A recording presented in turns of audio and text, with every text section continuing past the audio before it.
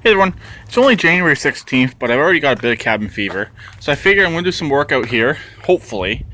I'm going to be swapping around a couple tractors.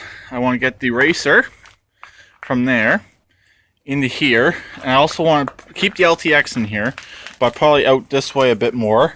And I want to pull the parts tractor out. So to do that, I'm going to have to clear out that area over there in front of the Scots.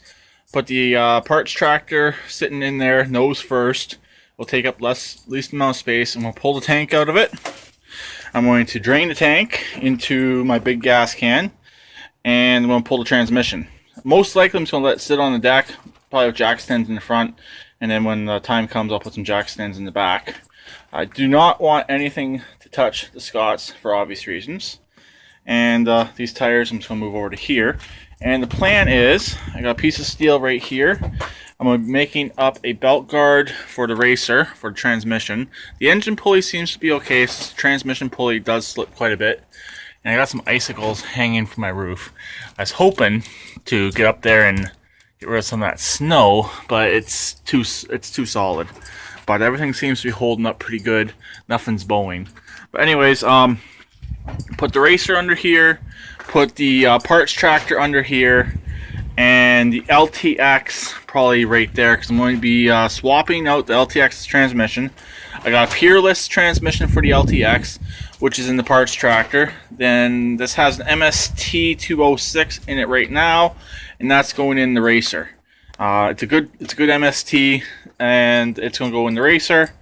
The racer's transmission is going to be a parts transmission. Now I'll have two MST 206 parts transmissions, one with one short axle, one correct size axle, and they're both actually, I think they're both missing the shifter balls actually, and they both still work without the shifter ball in there, surprisingly. But that's my plan right now. So everything's gonna come apart on the racer, and then when the parts tractor's in here, I'm going to leave the hood off of it. I'm going to do a quick startup on it before I pull the tank. It hasn't ran in a little while, so I'll get a boost battery. I'll jump it, get it running, because the tank's going to be pulled off it anyways. So it's not going to be too easily to be able to start up. I may back half the frame as well. Also, I've decided the side panels of the dash on it are most likely going on the racer. They're also in good shape. Really, the only thing that's not in good shape on that tractor is the dashboard, because someone drilled a hole in it for the modified ignition. Unless, when I go to pull that out, it's in good shape behind there. That dashboard is going to go on the LTX, because the LTX has a really rusted out dashboard, and that's really, that tractor, it was a good tractor. I wish I would have seen the parts tractor first, but that would have been missing that headlight piece, and that would have been bugging my OCD. So I'm happy I got the LTX, but I kind of overpaid for the LTX, and I wish I would have got the parts tractor first.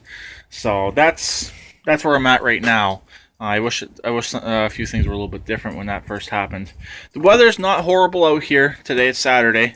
So I should be okay to get a few things done, get a few things switched around. I'd like to get everything switched around and up on jack stands, and in the position that if I need to use the snowplow, which is right there, I can still use the snowplow. The dog is digging over there. Shania! Nope. When she's digging for stuff, she ignores everything. And be in the position that I can still get in and out of here. I can still get into my shop and have 3 tractors sitting here, all in various states of this assembly, and still snowblower needs to be. I can put the snowblower up there by the house, I think. So that's what I'm going to do right now. When I get them all switched around, I'll turn the camera back on. So stay tuned. Okay, as you can see, I'm in the process of pulling the parts tractor out with no front end. It's a little bit difficult, but it's actually coming along pretty good. I've already moved it up almost the full length of the tractor. See, the deck is still intact. Deck's actually really nice on this. I made sure I tucked up the steering rod. I actually drove this into where it's sitting, but obviously I'm pulling it out to make it a little bit easier. Then a lot of this stuff here is going to go back where this was sitting. I'm going to try and clean up a little bit of those excess tires that are coming out right there, and take some of that stuff there and put it over there under here. Sorry, pointing at the tarp. Or I'll take those really heavy tires over there. They're actually the snow tires for the plow, but they're lime filled, so they're extremely heavy. I'll put them over there. And so far the plow's been doing really good without chains, and I do got chains for those lime filled tires. Also, I'm thinking about popping the deck off of here. It's only 5 clips, I believe, and this is actually running off electric PTO, but I don't know if it's an original PTO deck. The tractor is an original handle right here, but I don't know if the deck's original to the tractor or not. But the guy I got it from was running it off the PTO. So this engine is a PTO, does have a PTO on it. So that battery is most likely still screwed. I don't think there's any saving of that battery right there. But if I take the deck off, they'll actually give me a few extra inches. I can slide it right up to the Scots. Gotta put some air in that tire. The other tire is good. It'll give me a little bit extra room, so I can have a little bit more room right here to work on stuff. But other than that, it's actually sliding out pretty good. I'm going to do a crank up on it shortly. Let's check the oil, see if it has leaked out or not. Still got oil, which is good. I don't see how some people say to put a fuel shutoff on a tractor with a fuel pump. Personally, I've never had problems with the fuel pumps, especially on these opposed twins. I would say I'd see if the tank was right there where the battery is on this having an issue, but with the tank in the rear, I've never had one let go and fill it up. I've never had that happen. I've heard people having it happen, but personally I've never had that happen. I can't really see how that could happen, but I guess it does happen sometimes. I don't know how it does, but steering on this one is good. I don't want to turn it too much because the rod is just sitting there. So this one here, like I said, is a full parts tractor to the Racer, pretty much, and any other excess parts I need for the new 4-wheel drive build. This tractor has them. I was initially going to fix it, but I did want to because I know someone who could use a tractor, and it doesn't necessarily matter what it looks like, but I need so many of the parts off of it. Or it's not necessarily a need, it's a wanting of so many parts off of this tractor. It's not worth it for me. It'd be more expensive for me to go out and source those parts when I need them than just to keep this thing as a parts tractor. So that's the main reason why I'm doing that. It's not that I'm greedy, it's just I need these parts, and it's easier for me to hold on to these parts so then I have to resource them. People who work on these tractors know what I mean. Like, to go out and buy this frame again, it's not worth it whenever I have it here, and I bought it for a really cheap price, which I did. I didn't pay very much at all for this tractor. So that's right there. That's the main reason why I'm not fixing it, or why I'm not taking all the good parts off of it, put all the crappy parts back on it. I just don't really want to do that. Also, this one's not safe in my opinion anyways because it has no safeties. And like Murray Mayhem, when I sell a tractor, I make sure safeties are intact. It just gives me good peace of mind when I do that. So I guess stay tuned. Okay, got everything back in roughly where it's going to sit for now, or at least sit for tonight until I start working on it. See, the Racer's right here. I can actually still get it back quite easy. I just wanted it out of the way so I can back my truck in over there on top of my patio stones. Tomorrow, I'm going to try and start that engine up for one last time. Get the carburetor drained. Main reason why I'm starting it. Let it run off the tank for a little bit. Then I will disconnect the fuel line and restart it up. Let it drain out the carburetor. Let it run dry. And store it. Basically, that's how I store them. And if there's a drain screw on the carburetor, I will drain it. I don't know if there is or not. So that's where I'm at for that. My good tires, I got I got 2 sets of 20s, 20 by 10s. They're both sets are good. 2 of them do lose air a little bit, but they can be fixed. The 2 on this side are from the other parts tractor I had, the one with the cracked frame.